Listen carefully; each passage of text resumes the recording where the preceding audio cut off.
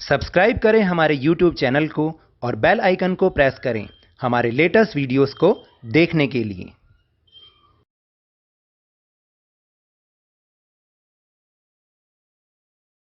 Hello and welcome to Lovneesh sir की class. आज की ये शिक्षा निदेशालय राष्ट्रीय राजधानी क्षेत्र दिल्ली की वर्कशीट नंबर 30 जो कि कक्षा छठी के विद्यार्थियों के लिए है। यह ली गई है सामाजिक विज्ञान के भूगोल विषय से और इसमें आज हम जिस पाठ को शुरू कर रहे हैं वह है हमारा देश भारत, पाठ 7। तो देखिए, अगर आप इसको अच्छे से समझेंगे इस पाठ को, तो यही पाठ आपकी आगे की कक्षाओं में भी है। तो इसलिए आप इसे मेरे साथ बहुत अच्छे से समझें, क्योंकि इस पाठ में हमारे भारत से संबंधित बहुत सारी सूचनाएं हैं जिनको आपको अभी से अगर आप समझ लें तो आपके लिए बहुत फायदेमंद रहेगा। तो चलिए शुरुआत करते हैं मेरे साथ और समझने की कोशिश करते हैं। देखिए, भारत एक बहुत बड़े भौगोलिक विस्तार वाला देश है। ये भौगोलिक विस्तार क्या होता है? मतलब जो भारत का जो ज़मीन है, ज़मीनी क्षेत्र है, वो बहुत बड़ा है। आप सोच भी नहीं सकते इतना बड़ा है। उत्तर में ये हिमालय के ऊंचे शिखरों से घिरा हुआ है, पश्चिम में अरब सागर, पूर्व में बंगाल की खाड़ी और दक्षिण में हिंद महासागर भारतीय प्रायद्वीप के तटों पर लहराते हैं। अब आखिर एक शब्द आया, प्रायद्वीप। प्रायद्वीप क्या होता है? प्रायद्वीप स्थल का वह भाग है जो तीन तरफ जल से घिरा होता है। अभी मैं आपको इसको अपने भारत के नक्शे में भी दिखाऊंगा, तो आपको बहुत अच्छे से समझ में आएगा। तो फिर इसके बाद देखिए, हम आगे बात करते हैं कि आखिर भारत के बारे में और क्या क्या जानकारी हमें समझने की ज़रूरत है। ये तो हमने समझ लिया कि भारत एक बहुत विस्तार वाला देश है और इसके पश्चिम में क्या है, पूर्व में क्या है, उत्तर में क्या है, जो मैं अभी आपको दिखाऊंगा अभी। अब हम आगे देखते हैं। भारत उत्तरी गोलार्ध में स्थित है। गोलार्ध क्या होता है वो आपको याद हो तो मैंने सबसे जब पहले वर्कशीट आई थी जिसमें हम महाद्वीपों के बारे में जान रहे थे, तो उसमें मैंने समझाया था कि एक जो 0 डिग्री वाली रेखा है, भूमध्य रेखा, उसके उत्तर का भाग उत्तरी गोलार्ध कहलाता है और पृथ्वी के उसका दक्षिणी भाग जो है दक्षिणी गोलार्ध कहलाता है। यानी गोलार्ध का मतलब आधा गोला, यानी पृथ्वी को जो भूमध्य रेखा दो भागों में बांटती है, तो उत्तर का हिस्सा उत्तरी गोलार्ध और दक्षिण का हिस्सा दक्षिणी गोलार्ध। तो भारत उत्तरी गोलार्ध में स्थित है। कर्क रेखा 23 डिग्री 30 मिनट उत्तर देश के लगभग मध्य भाग से गुजरती है।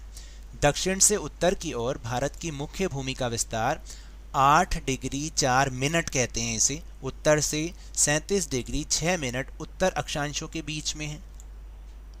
फिर आगे है, लेकिन पहले आप इसे समझ लीजिए, फिर मैं आपको मैप में भी दिखा रहा हूं। पश्चिम से लेकर पूर्व तक भारत का विस्तार 68 डिग्री 7 मिनट पूर्व से 97 डिग्री पश्चिम 25 मिनट पूर्व देशांतरों के बीच में है। 82 डिग्री 30 मिनट पूर्व देशांतर को स्थानीय समय को भारत का मानक समय के रूप में मान लिया गया है। देखिए, जो एक अभी बताऊंगा आपको कि एक देशांतर रेखा है जिसको स्थानीय समय माना गया है, यानी इस पर हमारा भारत का स्थानीय समय सेट होता है।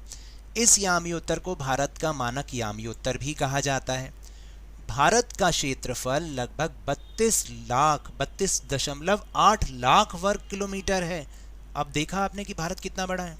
उत्तर में कश्मीर से लेकर दक्षिण में कन्याकुमारी तक इसका विस्तार लगभग 3200 किलोमीटर है।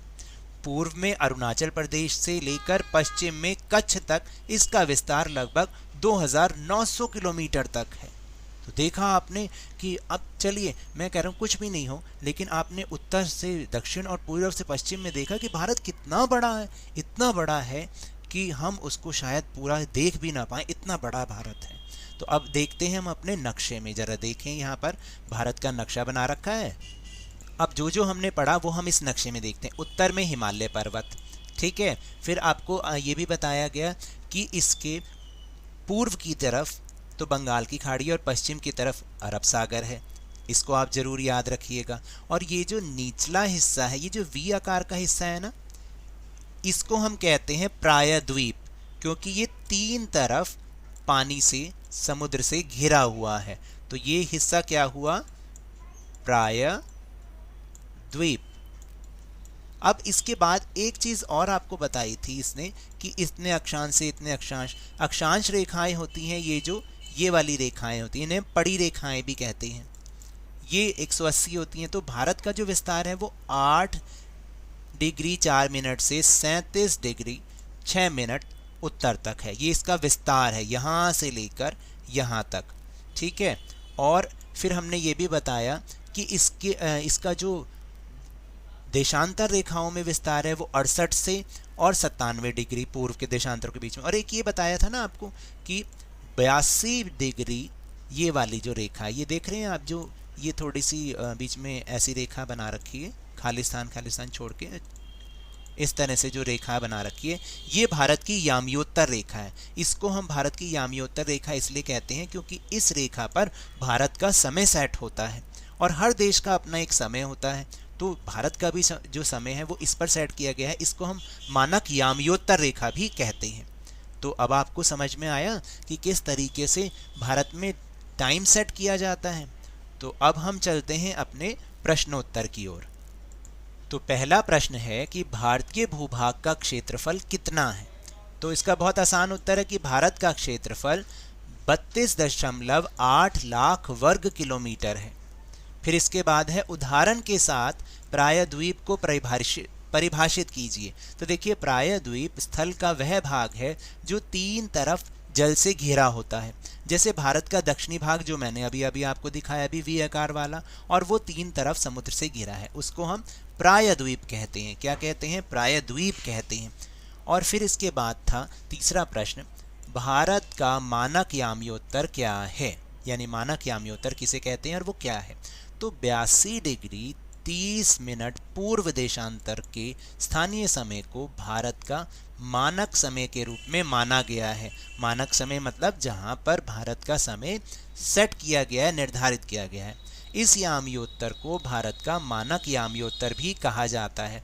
और देखिए, ये समय इसलिए सेट किया जाता है क्योंकि जब हम एक देश में ही एक स्थान से दूसरे स्थान पर जाते हैं तो समय में फ़र्क ना हो। क्योंकि ये तो आपको पता है कि हर जगह, जैसे भारत, अभी आपने देखा भारत बहुत बड़ा देश है, तो अगर आप जब असम अरुणाचल में जब सूर्योदय देखते हैं तो उसके 2 घंटे बाद आप गुजरात में उगता देखेंगे। यानी सूर्योदय की स्थिति को अरुणाचल से गुजरात तक आने में 2 घंटे समय बीत जाता है।